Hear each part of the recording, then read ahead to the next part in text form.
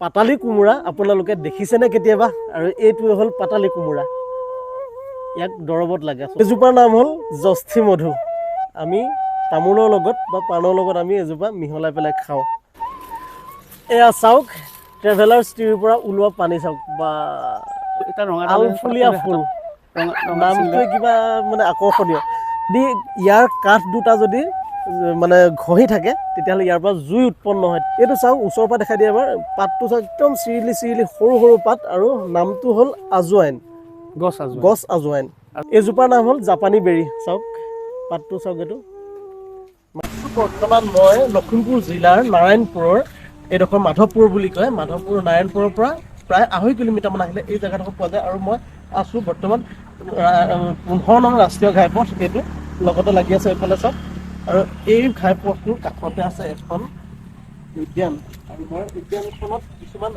সাংঘাতিক ধৰণৰ আপুৰুগীয়া কিছুমান ইয়াত গছ দেখাম আপোনালোকক প্ৰত্যেকটো গছেই ঔষধি গুণসম্পন্ন আহক আমি উদ্যানখনৰ ভিতৰলৈ সোমাই যাওঁ এইটো হ'ল ডক্টৰ প্ৰবীণ শইকীয়া ছাৰৰ বাসগৃহটো আছোঁ বৰ্তমান এতিয়া মই বনতীৰ্থ নামৰ এখন উদ্যানত আৰু মোৰ লগত আছে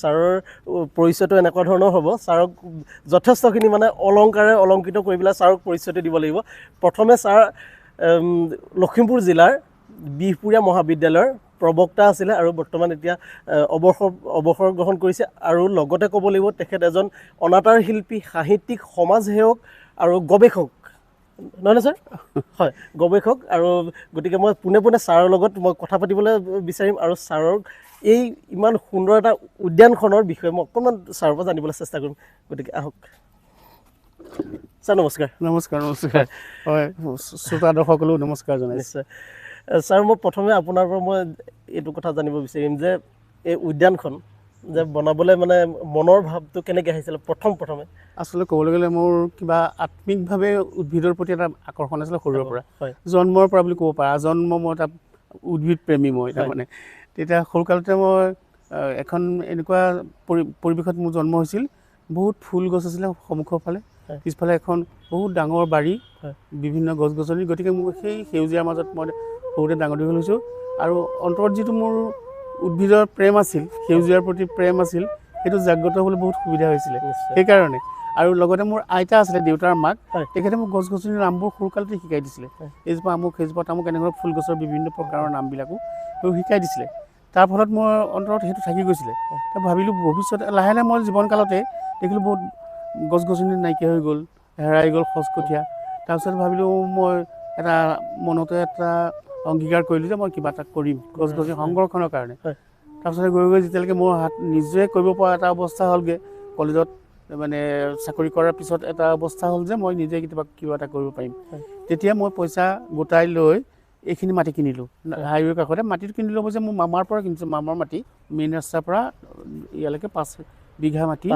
মোক দিলে মই কিনি লৈছোঁ তাৰপিছত পথাৰ আছিলে পথাৰখিনি ফিল আপ কৰি এই অৱস্থা পাইছোঁ এতিয়া আৰু এইফালে চাওক পিছফালে ইমান সুন্দৰকৈ লিখা আছে বনতীৰ্থ বুলি উদ্ভিদ উদ্যান শিশু প্ৰকল্প মাধৱপুৰ নাৰায়ণপুৰ আৰু মই ছাৰৰ পৰা এইটো কথা আকৌ জানিব বিচাৰিম যে বনতীৰ্থ আচলতে নামটো কেনেকৈ দিবলৈ বিচাৰিলে বা ইয়াৰ অৰ্থটো কি তীৰ্থ বুলি ক'লে আমি কি বুজো আধ্যাত্মিক কিবা এটা ধাৰণা আহি যে পবিত্ৰ স্থান এখন বুজো তীৰ্থ বুলি ক'লে এতিয়া মই পবিত্ৰ স্থান মানে গছ গছনি থকা জেগাকে পবিত্ৰ বুলি ভাবোঁ মই হাবি জংঘলত ঘূৰি ফুৰোঁ দেই আমাৰ অসমৰ একো হাবি নাই য'লৈ মই যোৱা নাই ডাঙৰ ডাঙৰ হাবি চবলৈকে গৈছোঁ আৰু তাৰপিছত ইয়াত তেতিয়া বন শব্দটোতো আমি অৰণ্যকে বুজোঁ আৰু এটা লগতে তীৰ্থটো লগাই এইখন এখন তীৰ্থস্থান যেন গছ গছনিৰ এখন তীৰ্থস্থান এনেকুৱা এটা ধাৰণা দি পেলাই নামটো দিলোঁ বনতীৰ্থ এইটো 4 চনতে দেই এৰিয়াটোত কিমান সংখ্যক গছ গছনি আছে মই নিজ হাতে ৰোৱা প্ৰায় 2000 আছে নিজে হাতে ৰোৱা কিন্তু নিজে নিজে গছাটো বহুত আছে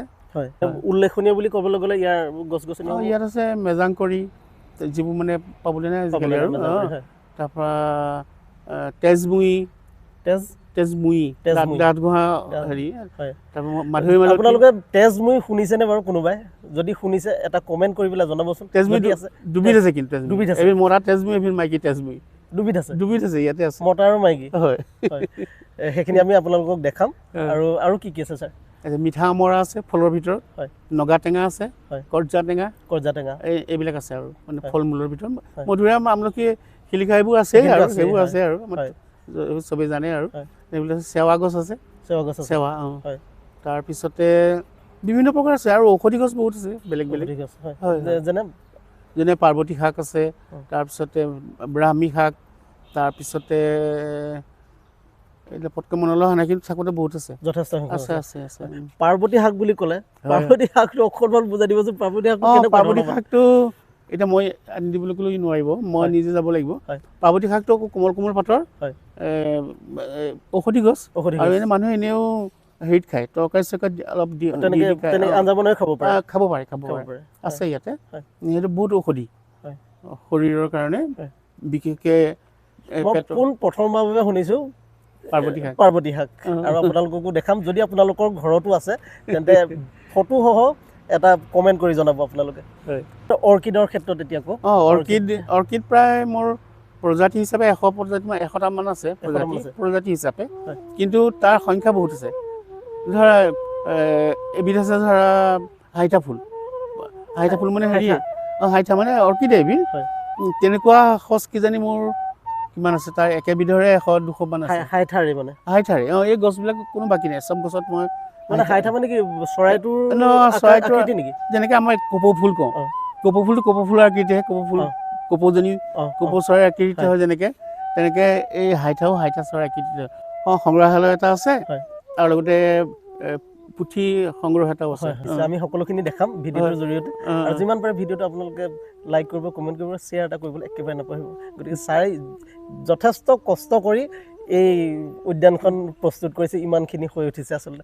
আৰু আমি ভিতৰলৈ যাম এতিয়া, ভিতৰলৈ গৈ অকণমান গছ গছনিসমূহ চাবলৈ চেষ্টা কৰিম। আৰু এতিয়া ছাৰে মই অকণমান উদ্যানখনৰ ভিতৰলৈ সোমাই যাবলৈ চেষ্টা কৰিছোঁ আৰু এইফালে চাওক ধুনীয়া ধুনীয়া ফুল কিছুমান ইয়াত লগাই থৈছে আৰু ইয়াত শিশুৰ কাৰণে এটি মানে শ্লাইডাৰ ৰাখি থৈছে, ইয়াত উঠি পেলাই তেওঁলোকে ইয়াত খেলিব পাৰিব। আৰু ব'লক আমি ভিতৰলৈ সোমাই যাওঁ। চাওক গোটেই অৰ্কিড লাগি আছে ইয়াত ওপৰলৈকে। চাওক এইটো এটা কি ধুনীয়াকৈ বনাই থৈছে। এইটো আচলতে কি এটা অসমীয়া নামটো বৰশী বাঁহ। তাৰিডাল অকল বৰশীহে কৰিব পাৰি। বন খেজুৰ ইয়াতকৈ ডাঙৰ হ'বনে? ডাঙৰ নহয় আৰু ইমান দিন ইয়াত তলত গুটিও লাগে, তলফালে চিয়া হৈ যায় মানে তলফালে চিয়া হৈ যায়। কি ধুনীয়া নামটো ভাল লাগিছে। আলফুলীয়া ফুল সেই ওপৰতে আছে দেই, দেখাই দিয়াচোন অলপ ওপৰত বগা ফুলটো যে কোনোবাই চিনি পাইছে নেকি বাৰু এবাৰ জনাবচোন। ৰঙা ফুল এটা ৰঙা আলফুলীয়া ফুল নামটোৱে কিবা মানে আকৰ্ষণীয়, ভাল লাগিছে আচলতে। আৰু এইজোপা নাম বন কথনা, এই ডাঙৰজোপা নাম এজোপা হ'ল বন কথনা। ডাঙৰ ডাঙৰ ফুল ফুলে থপাকে বন কথনা কয় ন? ওচৰৰ পৰা দেখুৱাই এবাৰ পাতটো। এতিয়া ফুলাৰ দিন নহয় মানে। এইজোপা হ'ল চেনী চম্পা ফুল, আপোনালোকে দেখিছেনে? সেইজোপা অশোক গছ। এজোপা হ'ল অশোক গছ। এইজোপাটো বহুতো ঔষধি গুণসম্পন্ন গা গছত ফুলে দেই। পক কুৰুবক কুৰল কাঞ্চন চম্পা নাগেশ্বৰ অগৰু চন্দন শেৱালি নেৱালি তগৰ গুটিমালি পলাশ পাৰলি বকুল বন্দুলি। এইখিনি সংগঠনৰ লেখাত থকা, কিন্তু এয়া চন্দ্ৰবদ্ধ মই কৰিছোঁ, কৰি পেলাই সেইমতে ৰুই থৈছোঁ গছকেইজোপা। আচৰিত। এইডোখৰ পৰা ষ্টাৰ্ট হ'ব এতিয়া। এজোপা কুৰল হয়, এজোপা হ'ল কাঞ্চন, এজোপা কুৰল, এজোপা কাঞ্চন, এজোপা চম্পা, এজোপা হ'ল চম্পা। ওচৰৰ পৰা দেখুওৱা পাতটো। এইজোপা শ্বেত চম্পা, এইজোপা স্বৰ্ণ চম্পা মানে সোণ চম্পা। স্বৰ্ণ চম্পা। তাৰপিছতে এইজোপা নাগেশ্বৰ মানে নাহৰ দুজোপা আছে দেই। সেইজোপা হ'ল চিয়া নাহৰ, এইজোপা আমাৰ জাতি নাহৰ। অগৰু, সেইজোপা চন্দন। এজোপা অগৰু, সেইজোপা চন্দন। এইজোপা চন্দন হয়, সেইজোপা চন্দন, বগা চন্দন। লাষ্টৰ এইজোপা হ'ল চন্দন, এজোপা বকুল। বকুলৰ লগত তাৰ সিফালে আছে পলাশ আৰু পাৰলি। এইজোপা হ'ল চাওক পলাশ। এজোপা হ'ল পলাশ। পাতটো চাওক। পলাশৰ গছ আপোনালোকে কোনে দেখিছে? আমি গানত পাওঁ নামটো, কিন্তু পলাশ গছ সেইজোপা। আৰু এইজোপা চাওক, এইজোপা হ'ল পাৰলি। অকণমান ওচৰৰ পৰা দেখুওৱা। এইজোপা নাম হ'ল পাৰলি। আৰু পাৰলি কোনোবাই চিনি পায়নে বাৰু? এবাৰ জনাব। এইজোপা মৰুভূমিত থাকে। মৰুভূমিত মানে যেতিয়া পিয়াহত অন্ধকণ্ঠ শুকাই যায়, পানী পাবলৈ নাই, তেতিয়া এইটো ইয়াত খুচি দিলে এটা পানী ওলায়। পানীটো খাই দিব পাৰি, খাব পাৰি, মুখখন ধৰি খাই দিব পাৰি। তাৰপিছতে সেই পানীটোৰ কাৰণে গছজোপা মানে পান্থবিলাকৰ কাৰণে, মানে ট্ৰেভেলাৰ্ছবিলাকৰ কাৰণে গছজোপাৰ নাম পান্থতৰু। মই তোমাক এতিয়া দেখুৱাই দিবলৈ বিচাৰিছোঁ। নিশ্চয় আমি চাম। ইয়াৰ পৰা এটা সুন্দৰ পানী ওলায়, পান্থতৰুৰ খাব পৰা পৰা পানী, একদম পবিত্ৰ পানী সুন্দৰ আছে। মানে চাফা পানী ওলাই আৰু আমি তাৰ পৰা মানে খাবও পাৰোঁ। আৰু এইটো চাওক এইজোপা এজোপা আৰু সেইজোপা এজোপা পান্থতৰু ট্ৰেভেলাৰ্ছ ট্ৰেভেলাৰ্ছ ট্ৰী বুলি কয়। আমি চাম ট্ৰেভেলাৰ্ছ ট্ৰীজোপাৰ পৰা ওলোৱা একদম চাফা পানী মানে ভিতৰলৈ সোমাই আহে। সোমাই বহুত আহে নহয় চাবলৈ বুলি। এয়া চাওক ট্ৰেভেলাৰ্ছ ট্ৰীৰ পৰা ওলোৱা পানী চাওক, বা মই প্ৰথমবাৰ দেখিছোঁ দেই।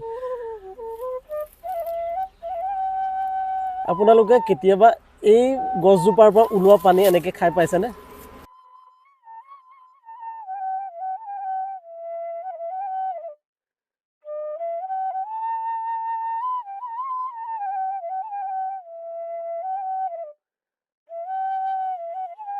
সোৱাদটো অলপ বেলেগ হ'ব নেকি বাৰু?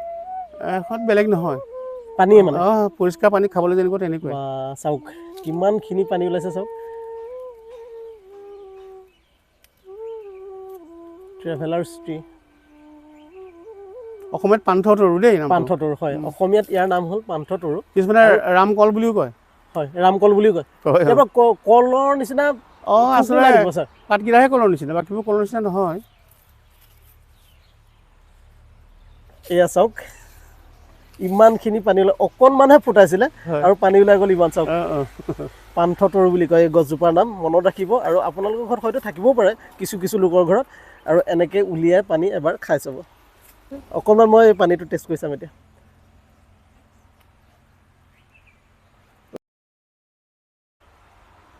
একদম পানীৰ সোৱাদ, ভাল লগা এডোখৰ ঠাই।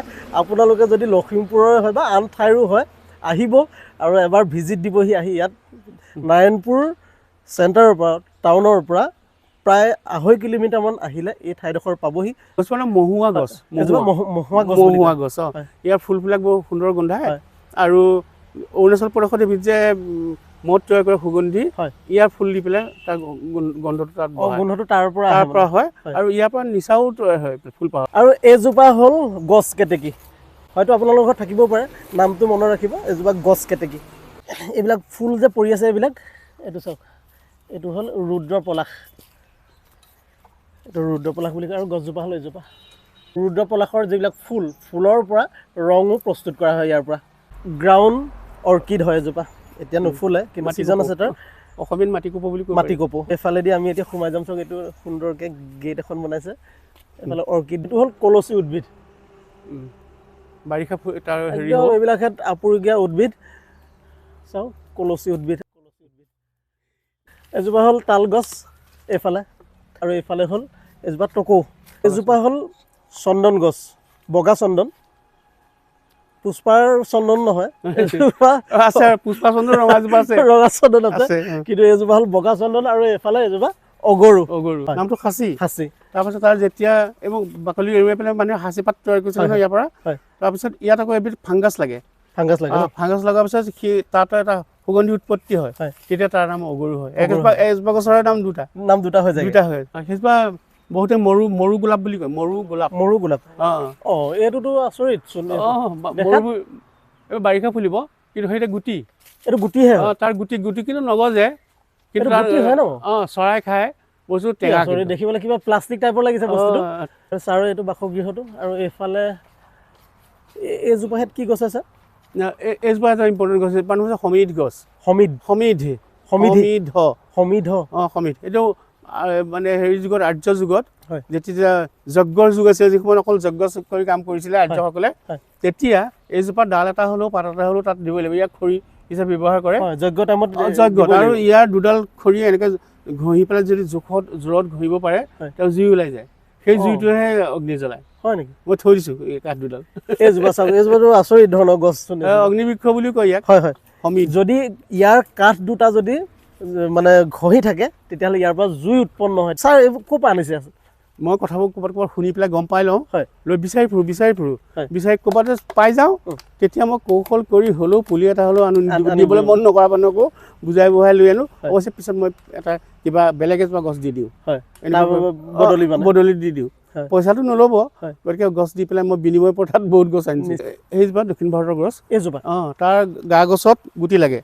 গুটিবোৰ বন্দুকৰ গুলি নিচিনা কাৰণে তাৰ নাম কেনন ট্ৰী বুলি কয়। কেনন বৰষুণৰ কি হেৰিৰ বৰটোপৰ যে গুলিটো হয় হয় তেনেকুৱা আছে লাগে গছজোপাত সেইকাৰণে কেনন ট্ৰি কেনন ট্ৰি ইংৰাজী মানে দক্ষিণ ভাৰতৰ দক্ষিণ চাইডৰ ভাৰতৰ গছ গছ হয় এয়া গা গছত লাগে দেই গুটি চুটি চব গা গছত লাগে গুটিটো গা গছতে লাগিব হয় ফুলো ফুলে গা গছত হয় এইজোপাৰ নাম হ'ল কেনন ট্ৰি আৰু এইফালে এইজোপা হ'ল বগ ফুল চাওক এইজোপা খাবও পাৰি চাওক খাব পাৰি এইজোপা হ'ল লতা কৰবি চাওক এইজোপা ফুলে ফুল ফুলে দেই হালধীয়া ফুল ফুলে হয় অলপ দিনৰ ফুলিবলৈ আৰম্ভ কৰিব আৰু ইয়াতে ওখ গছ পাইছে ভোমোৰা গছ এইজোপা ন ভোমোৰা তাৰ একেবাৰে চবতকৈ ওখ জোপা হ'লে ভোমোৰা সেইজোপাৰ গুটি বহুত ঔষধি হয় বহুত ত্ৰিফলা যে বনায় হয় হয় ত্ৰিফলা ভোমোৰা আমলখি হয় এই আমলখি গছো আছে আৰু শিলিখা গছো আছে ইয়াত ওচৰত নাই অকণমান আঁতৰত আছে তাৰপৰা পাৰ হৈ যোৱা অৰ্জুন গছ তাৰ কাষতে এইজোপা তাৰ কাষৰ জোপা হ'ল বৰুণ এইজোপা বৰুণ বগা গাত যে ডাল নাই ওপৰত আছে এইজোপা হয় এইজোপা বৰুণ এইজোপা ক'লা জামু তাৰ কাষৰ জোপা এইজোপা ক'লা জামু বৰুণ গছজোপা সঁচাকৈ অকণমান আপুৰুগীয়া নহয় নে বাৰু হয় হয় আপুৰুগীয়া একেবাৰে এইজোপা চাওক বৰুণ গছ এইজোপা ৰুদ্ৰাক্ষ গুটি লাগে সাধু সন্যাসীবিলাকে যিবিলাকে যে আমাক প্ৰদান কৰে সেই গুটিটো যে ৰুদ্ৰাক্ষ গুটিটো গছজোপা হ'ল এইজোপা চাওক তাতে বহুমুখী একমুখী চব থাকে হয় এইজোপা হ'ল গিৰিমল্লিকা বা কুটজ দেই আন এটা নাম কুটজ কুটজ ওপৰলৈ পাত দেখাই দিয়া এইটো চোৱা এইফালে এইজোপাৰ নাম হ'ল ৰঙা আগিয়া চিতা বগাও আছে তাৰ হয় ইয়াতে আছে কৰ্ফুল আৰু কৰ্পূৰ গছ এইজোপা কৰ্পূৰ এইটো পাতটো শুনিছালে গম পাবা এইটো কি বুলি কৈছে কৰ্পূৰ গছো আছে নেকি তেনেকৈ ডাঙৰ এইজোপা শুনিছোৱা কৰ্পূৰ পায়সত দিয়ে আৰু এইজোপা আগতে আমাৰ ঘৰতো আছিলে তলৰ শিপাটো খাই কৰ্ফুল গুৰিটো মানে হয় মূলটো খাই দিয়ে এইজোপা ইলাচি এইজোপা বৰ ইলাচি পাণ মছলা এইজোপা শুনিছোৱা পাতটো এইজোপা পাণ মছলা গুণচালে গম পাবা একদম মজা পাণ মছলা এইটো সেইজোপা সৰু ইলাচি এইজোপা সৰু ইলাচি এইজোপা বৰ ইলাচি এইজোপা সৰু ইলাচি এইজোপা হৈছে পাত চেনি এইজোপা পাতটো শুনিছোৱাচোন পাত চেনি তাৰপৰা ডাল চেনি গোন্ধাব পাতটো এইজোপা পাত চেনি এইজোপা হ'ল পাত চেনি তাৰপিছতে চিনি পাইছেনে বাৰু আপোনালোকে চাওকচোন পাতটো চাওক এবাৰ এইজোপা হ'ল পাত চেনি বুলি কয় একদম আপুৰুগীয়া গছ ছাৰে ক'ৰ পৰা আনিছে কেনেকৈ সংৰক্ষণ কৰে কথা এইটো গছ আজোৱাইন নাহিলে এই পাত লৈ লোৱাচোন গছ আজোৱাইন এইজোপা কি গছ আজোৱাইন আজোৱাইন এইটো চাওক ওচৰৰ পৰা দেখাই দিয়ে এবাৰ পাতটো চাওক একদম চিৰিলি সৰু পাত আৰু নামটো হ'ল আজোৱাইন গছ আজোৱাইন আজোৱাইনৰ মাটিটো হয় এইটো চাওক ইমান আপুৰুগীয়া গছ এইবিলাক তেজপাত প্ৰথম দেখিছোঁ এইজোপা হ'ল তেজপাত এইজোপা হৈছে হিঙৰ নাম শুনিছোঁ এইজোপা হিং খৰালি তাৰপৰা হেৰিটো ওলাব এতিয়া এই পাতৰ পৰা দেখুৱা এবাৰ ইয়ালৈ আহা হিং আমি যে মাংস বা তেনেকুৱা যে আঞ্জা দি পেলাই বনাই খাওঁ যে হিং দিওঁ যে আমি আৰু হিং হ'ল এয়া লেতেৰা ফুল বুলি কয় কিহত কামত আহে ছাৰ খোৱা তাৰ গুটি ফুল এইবিলাক মানে ফলৰ গুটি মানে সৰু গুটি হয় ফলবোৰ মানে ভাজি খায় আৰু ইয়াৰ ফুলটোও ভাজি খায় ভাজি খায় পানী জামু বগা হয় বগা হয় কোমল বাৰিষা হয় এইজোপা হ'ল গোলাপী জামুক মিঠা হয় খাবলৈ পানী হেলচ এইজোপা পানী হেলচ এইজোপা হ'ল পানী হেলচ আৰু এবিধ হেলচ দেখিছোঁ মই ডাঙৰ হয় অলপ পাতটো অলপ বেলেগ হয় পানী হেলচ এইফালে যে দেখিছে এইখিনি চাওক বিভিন্ন মানে ভেৰাইটিজ কচুৰ প্ৰজাতি আছে ইয়াত পদ্ম কচু এইজোপাৰ নাম হ'ল পদ্ম কচু এইটো চাওক পাতটো বহু পৰিমাণে পদুমৰ নিচিনা পদ্ম কচু কোনোবাই দেখিছে নাই বাৰু এবাৰ কমেণ্ট কৰি জনাব সংগীতৰ জগতখনৰ লগতো অকণমানকৈ জড়িত হৈ আছে কেনেকৈ ধৰণে আছে এতিয়া জড়িত হৈ এতিয়া ঠিক সিমানকৈ জড়িত হৈ নাই মই সৰুৰ পৰা আচলতে চাৰেগামা শিকিছিলোঁ সৰুতে তেতিয়াৰ পৰা মানে সংগীতৰ বেষ্ট পাই থৈছোঁ সেইকাৰণে মই এতিয়া সুৰ কৰোঁ গান ৰচনাও কৰিছোঁ আকাশবাণীৰ নিয়মীয়া গীতিকাৰ হিচাপেও স্বীকৃতি পাইছোঁ এতিয়া গীত বাজি থাকে ন মই গোৱা নহয় মই লিখা গীত বাজি থাকে গুৱাহাটী ডিব্ৰুগড় দুইটাতে বাজে নিশ্চয় আৰু সংগীতো ঘৰত চৰ্চা কৰি থাকোঁ হাৰমনিয়াম ঘৰত আছে চৰ্চা কৰি থাকোঁ আৰু কিন্তু ছাৰে এতিয়া মই অকণমান ৰিকুৱেষ্ট কৰিছিলোঁ ছাৰে এতিয়া মানে ইনষ্ট্ৰুমেণ্টখিনি নথকাৰ কাৰণে অকণমান গাবলৈ অসুবিধা পাইছে কিন্তু আমি পৰৱৰ্তী সময়ত ছাৰৰ পৰা কিন্তু গীত এটি সুন্দৰ গীত এটি নিশ্চয় আৰু মই সুৰ কৰিছোঁ জ্যোতিপ্ৰসাদৰ গানো সুৰ কৰিছোঁ কেছেট ওলাইছে ন কেছেট ওলাইছে 99তে ওলালে কি নামত আছে এইটো বগা ডাৱৰৰে নাও, বগা ডাৱৰৰ নাও সেইটো জ্যোতিপ্ৰসাদৰ লাইনেই, হয় সেইটো দি পেলাই গীতৰ লাইনৰ পৰা হয়। সেই গানটো প্ৰথমতে আছে তাত, বগা ডাৱৰৰ নাও। তাৰপিছত তাতে আকৌ 4টা গান মই নিজৰ সুৰ কৰি পেলাই মই দিছোঁ, সেইকেইটাও আছে 8টা গান আছে। এটা সুৰো মই কৰিছোঁ আৰু মিউজিকটো কৰিছে কিন্তু ৰমেন চৌধুৰীয়ে, গুৱাহাটীৰ ৰমেন চৌধুৰী তেখেতে কৰিছে। আৰু জ্যোতি চিত্ৰবনত তাৰ হেৰি হৈছিলে, বাণীবন্ধন হৈছিলে। মই আচলতে কাম কৰি ভাল পাওঁ যে, এনেকৈ কামত লাগি থাকোঁ আৰু সেইটো কথা। কিবা এটা কাম মই এনেই থাকি বেয়াই পাওঁ, একেবাৰে আজৰি হৈ থাকিলে আকৌ কিতাপ পঢ়োঁ, সেইবিলাক পঢ়িও বহুত কামত আহে, তেনেকুৱা আৰু এটা কথা মই আপোনাৰ জানিব বিচাৰিম এতিয়া, কিবা আপুনি গৱেষণা কৰিছিলে কোনোবা এটা মানে জাতিৰ ওপৰত? এইটো খামতি জনগোষ্ঠীৰ ওপৰত কৰিছিলোঁ। খামতি জনগোষ্ঠী আমাৰ ওচৰতো আছে নাৰায়ণপুৰত, তাৰ উপৰিও অৰুণাচল প্ৰদেশত যিকেইখন খামতি গাঁও আছে, খামতি জেগা য'ত য'ত আছে চব ঠাইলৈ গৈছোঁ মই। তাত থাকি লৈ গৱেষণাৰ কাম কৰিছোঁ। তেওঁলোকক মোক কোনো এটা লাইব্ৰেৰী ৱৰ্ক নাছিলে, গৱেষণা কৰিবলৈ মোক কোনো ধৰণৰ কিতাপ আগতে লিখি থোৱা কিতাপ বা লাইব্ৰেৰীত কিবা সংগ্ৰহিত একো বস্তু পোৱা নাছিল। সেইকাৰণে মই ফিল্ড ৱৰ্ক কৰিছিলোঁ। গৈ পেলাই মই জেগাই গৈ থাকি লৈছোঁ, লৈ তেওঁলোকৰ ফেষ্টিভেলবোৰ চাই মেলি নিজৰ দৃষ্টিভংগী লিখিছোঁ মেলিছোঁ। তাৰপিছতে মই এখন থেচিছ যেতিয়া কৰিলোঁ, তেতিয়া কিন্তু মোক খুব মানে প্ৰশংসা কৰিছে। যিবিলাক আছিলে এক্সামিনাৰ আহিছিল দূৰৰ পৰা, তেওঁলোকে এক্সপাৰ্ট আহিছিলে, তেওঁলোকে হেৰি কৰিছে যথেষ্ট। আৰু লিখিছিলোঁ মই থেচিছখন মোৰ নিজ হাতেৰে হাতেৰে লিখাৰ কাৰণে সেইটো এটা ডাঙৰ কথা হৈ পৰিলে তেওঁলোকৰ কাৰণে। তেওঁলোকে যিবিলাকে ৰিপৰ্ট দিছে, হেৰি এক্সপাৰ্টবিলাকে চবতে সেই হাতৰ আখৰৰ কথাটো লিখি দিছে। এনেকুৱা থেচিছ আগতে পোৱা নাই বুলি। আৰু এতিয়া মানে ছাৰৰ ইমানখিনি কালেকশ্যন আছে, গোটেইখিনি এটা তন্নকে দেখুৱাটো একেবাৰে অসম্ভৱ কথা। আৰু মই এইজোপা আপোনালোকক দেখাব বিচাৰিছোঁ, এইজোপা হ'ল শগুনী লতা। আৰু ইয়াৰো যথেষ্ট আপোনালোকে হয়তো জানিবই পাৰে, বহুতো ইয়াৰ ঔষধি গুণ 100টা গুণ আছে ইয়াৰ। যদি ইয়াতে ই কাটো খাই যায়, ওপৰৰ অংশটো মৰি নাযায়, আৰু তাৰ পৰা বৰঞ্চ কিছুমান এনেকুৱা লতাহে আকৌ তললৈ আহে আৰু ই সুন্দৰকৈ জীৱিত অৱস্থাতে থাকি যায়। আৰু এইজোপা হ'ল লেটেকু গছ, এইজোপা পনিয়ল, এইজোপা সৰা নাই বহুত। এইজোপা গেজেং ফুল বুলি যিটো নাম, এইজোপা গেজেং ফুল। 3জোপা আছে। এইখিনি গোটেইখিনি মুঠতে অৰ্কিড। ইয়াৰ পৰা চাই লওক, এইখিনি গোটেই যদি আপোনালোকে চাওঁ বুলি ভাবে এইডোখৰ ঠাইলৈ আহিব। আৰু অলপ লতাজাতীয় হয় ন, লতাজাতীয় হয়, মিৰিকা টেঙা। আৰু এইফালে হ'ল এইটো চাপেটা বুলি কয়, চিকু হয়। এজোপাৰ নামটো হ'ল যোগী বেল। হয়তো আপোনালোকে দেখিব পাৰে, একদম খুব ডাঙৰ এটা বলটোৰ আকৃতিৰ হয়। আৰু সেই বস্তুটোৰ পৰা যদি খোলাটো আমি ভিতৰৰ অংশ উলিয়াই পেলাই যদি খোলাটো লওঁ, খোলাটোত আমি কিছুমান ইনষ্ট্ৰুমেণ্ট বনাব পাৰোঁ খোলাটো লৈ পেলাই। এইজোপাৰ নাম হ'ল যোগী বেল। এইটো পাতটো এতিয়া এইজোপা নাম গুঞ্জা। এইজোপা দৰবত লাগে, পাত ঠাইবোৰ মিঠা তামোলৰ লগত খায়। গুঞ্জা মিঠা লাগে, জস্থি মধু বুলি কয়, ওচৰৰ পৰা দেখাই দিয়া পাতটো। এইজোপা চাওক, এইজোপাৰ নাম হ'ল জাপানী বেৰী। চাওক পাতটো চাওক, এইটো মানে জামুৰ এটা প্ৰজাতি হয়। এই পাতটো দেখিছে পদুমৰ নিচিনা যে, হয়। এইজোপা নাম হৈছে, দুটা নাম আছে দেই, এটা নাম হৈছে লতা পদুম, এইটো লতা পদুম। কিন্তু ইয়াৰ আকৌ মাটিৰ তলত এটা ডাঙৰ আলু হয়, আলুটোৰ নাম হৈছে পাতালি কোমোৰা। মাটিৰ তলত মস্ত আলু এটা আছে, চাব পাৰা। দৰবত লাগে। এইফালে এজোপা আছে মিঠা অমৰা গছ, আৰু এইফালে এয়া নাৰিকলৰ গছ আৰু কলৰ গছ, আৰু এইফালে বহুতো গছ আছে। মুঠতে মই এই ভিডিঅ'টোত একেবাৰে কভাৰ কৰিব নোৱাৰোঁ, আৰু এদিন সময় লাগিব, সেই ভিডিঅ'টোতে সম্পূৰ্ণকৈ মই দেখাব পাৰিম। ইমানখিনিতে মই এই ভিডিঅ'টো সামৰণি মাৰোঁ আজি। আৰু যদি আপোনালোকে ভিডিঅ'টো চাই ভাল পালে আৰু ছাৰৰ লগত যদি যোগাযোগো কৰিব বিচাৰে বা ইয়ালৈ আহিব বিচাৰে, তেন্তে মই ছাৰৰ লগত যোগাযোগ কৰাই দিব পাৰিম।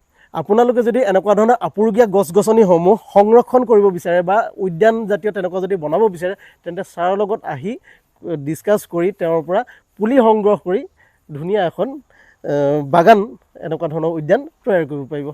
গতিকে আজিলৈ আহোঁ। ধন্যবাদ ছাৰ। ধন্যবাদ।